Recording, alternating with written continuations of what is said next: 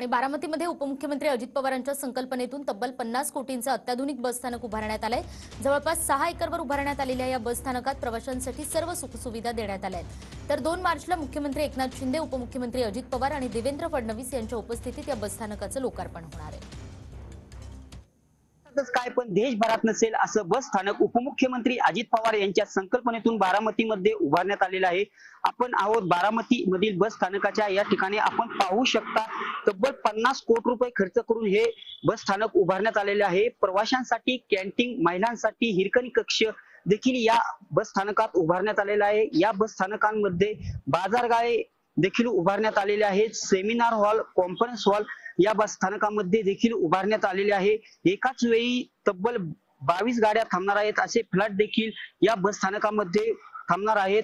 यामध्ये CNG petrol pump तसेच E बससाठी इलेक्ट्रिक पॉइंटची सोय देखील करण्यात आलेली आहे।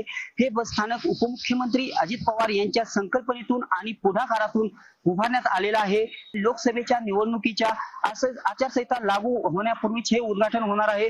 याच आठवड्यात या उद्घाटन देखील होणार आहे आणि त्यामुळे बारामतीतील प्रवाशांची यापुढे चांगली सोय देखील होणार आहे आणि प्रवाशांना यापुढे सुसज्ज सुविधा देखील मिळणार आहेत। त्यामुळे साहजिकच बारामतीमध्ये आणखी एका वैभवात भर पडणार आहे। दीपक कापरे, TV9 मराठी, बारामती।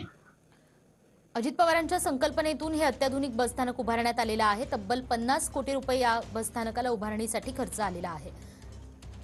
हे अत्याधुनिक असं बस स्टँड आपण पाहतो आहोत बारामतीमध्ये।